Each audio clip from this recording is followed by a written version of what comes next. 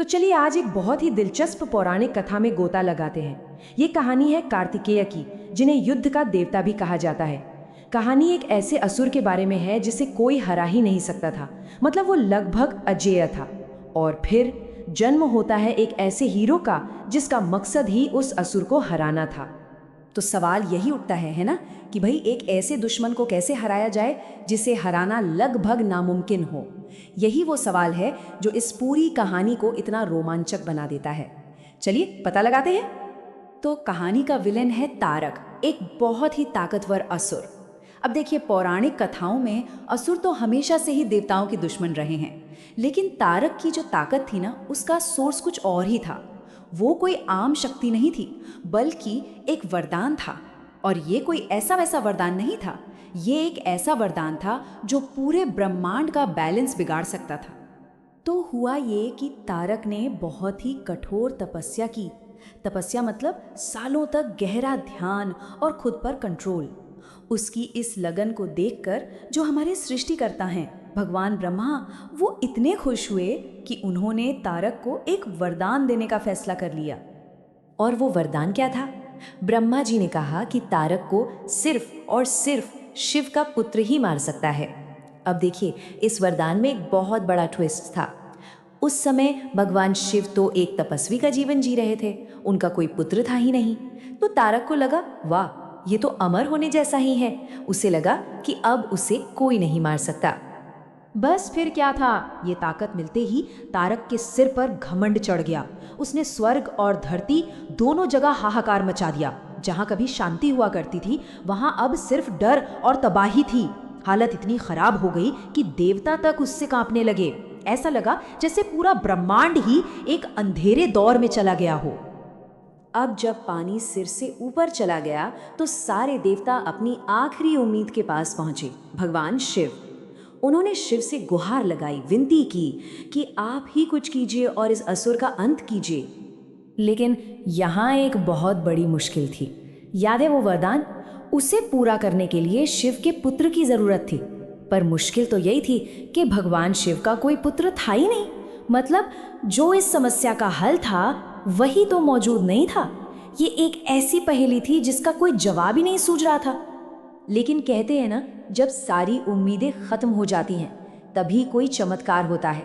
जब ब्रह्मांड को सबसे ज्यादा जरूरत थी, तब एक ऐसा दिव्य उपाय सामने आया जिसकी किसी ने कल्पना भी नहीं की थी। भगवान शिव ने इस मुश्किल को सुलझाने का एक अनोखा रास्ता निकाला। तो आखिर ये हुआ कैसे, सुनिए। सबसे पहले भगवान शिव ने अपना एक 6 मुखों वाला रूप प्रकट किया। फिर उनके तीसरे नेत्र से 6 दिव्य चिंगारियां निकली। ये चिंगारियां सीधी जाकर गंगा नदी में गिरीं और 6 बहुत ही तेजस्वी बच्चों में बदल गईं।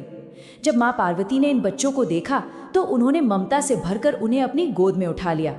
और जैसे ही उन्होंने उन सबको एक साथ गले लगाया, एक चमत्कार हुआ। वो 6 के 6 शिशु मिलकर एक हो गए। ये जो नंबर 6 है ना, ये बहुत खास है इस कहानी में। 6 सिर, 6 चिंगारियाँ, 6 बच्चे, ये सब असल में कार्तिकेय के अनोखे स्वभाव को दिखाता है। ये उनकी ज़बरदस्त ताकत और गहरी समझ का प्रतीक है। मतलब वो हर तरह की चुनौती का सामना करने के लिए तैयार थे। और इसी असाधारण बालक का नाम रखा गया कार्तिकेय। और वही वो योद्धा बने जिन्हें किस्मत ने इस दुनिया को बचाने के लिए चुना था। कार्तिकेय, जिन्हें हम मुर्गन के नाम से भी जानते हैं, देखते ही देखते एक महान योद्धा बन गए। उनके 6 सिर, जैसा हमने बात की, उनकी बेमिसाल ताकत और सूझबूझ की निशानी थे। और बहुत जल्द वो देवताओं की सेना को लीड करने और अपने जीवन के असली मकसद को पूरा करने के लिए पूरी तरह तैयार थे। और फिर वो घड़ी आ ही गई। एक तरफ भविष्यवाणी का नायक कार्तिकेय, दूसरी तरफ वो खूंखार असुर राजा तारक।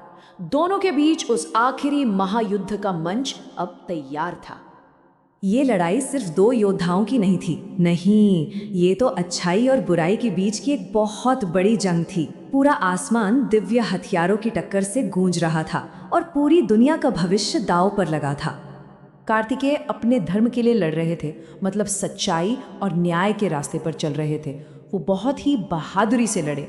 उन्होंने उस तारक का सामना किया जो खुद को अजेय समझता था, जिसकी सारी ताकत बस एक धोखे वाले वरदान पर टिकी थी। और आखिर में हुआ वही जो होना था। कार्तिकेय की दिव्य शक्ति जो सीधे शिव और पार्वती से आई थी, वो तारक के उस झूठे वरदान पर भारी पड़ गई। अंत में धर्म की जीत हुई और अधर्म की हार। नतीजा बिल्कुल साफ था। तारक हार चुका था और उसके अंत के साथ ही ब्रह्मांड का बिगड़ा हुआ संतुलन फिर से ठीक हो गया। स्वर्ग और पृथ्वी पर एक बार फिर शांति लौट आई। जुल्म का वो दौर खत्म हो गया। और बस उसी दिन से कार्तिकेय को युद्ध के देवता के रूप में जाना जाने लगा। उनकी ये कहानी हमारी पौराणिक कथाओं में हमेशा के लिए अमर हो गई। एक ऐसी कहानी जो हमें हमेशा याद दिलाती है कि बुराई चाहे कितनी भी ताकतवर क्यों ना हो, जीत हमेशा अच्छाई की ही होती है। तो ये कहानी हमें एक बहुत गहरे सवाल के साथ छोड़ जाती है कि जब मुश्किलें ऐसी हों जो नामुमकिन लगे, तब उस असंभव का सामना करने के लिए आखिर किस चीज़ की ज़रूरत होती है। सोचिएगा ज़रूर।